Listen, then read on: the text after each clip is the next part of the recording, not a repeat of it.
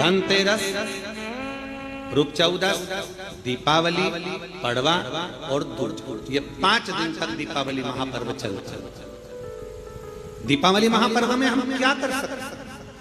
हम क्या भगवान को दे सकते हैं? अभी आपको कहा कि सारी दुनिया लक्ष्मी को चाहती है, पर लक्ष्मी से कोई पूछे कि तू क्या चाहता है, लक्ष्मी से कोई पूछे तुम क्या चाहती है, तो लक्ष्मी जी भी कह देगी बस मैं इतना चाहती हूँ कि महादेव के प्रति,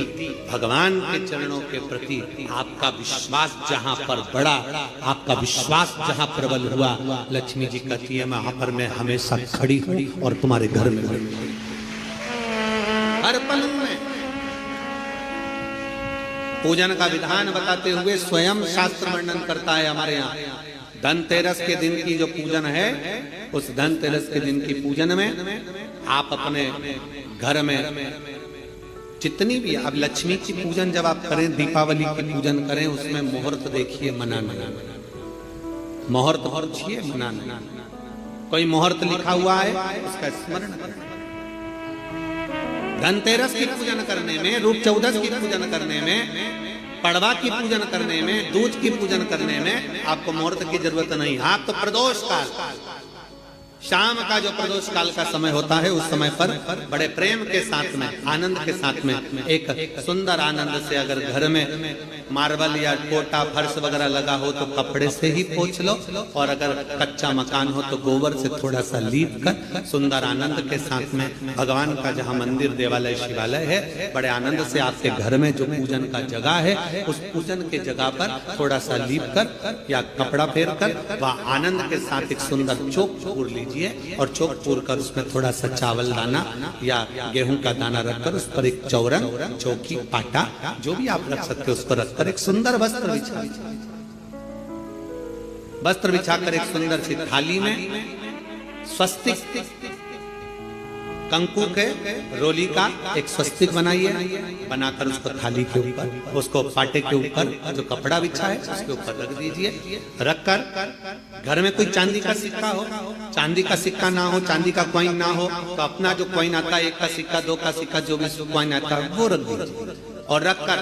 उसको, जो मोली आती है लच्छा बांधने वाला, हाथ में बांधने का जो नाड़ा आता है, मोली होती है लच्छा, उससे उसको हल्दी लगाकर लपेट दीजिए और बाबा को उस थाली में रखकर सुंदर आनंद के साथ में माता लक्ष्मी का स्मरण करते हुए 7 दिए घी के, लंबी बाती, एक दिया तेल का दिया लक्ष्मी जी के लेफ्ट हैंड। जैसे लक्ष्मी जी को जब पूजन करने बैठोगे तो लक्ष्मी जी का मुख आपकी ओर होगा कि नहीं होगा? आप ऐसे बैठे हो तो लक्ष्मी का मुख आपकी ओर, तो दिया आएगा इस ओर। मतलब आप जब पूजन करने बैठोगे तो आपका जो सीधा हाथ होगा, लक्ष्मी जी का वो उल्टा, उस उल्टे हाथ की ओर एक तेल का दीप लगाकर लंबी बाती का, और 7 दिए लंबी बाती के घी के, आटे के दिए वो एक प्लेट में, एक थाली में रख लीजिए। पूजन का सामान, कंकु, चावल, रोली, मोली, हल्दी की गांठ,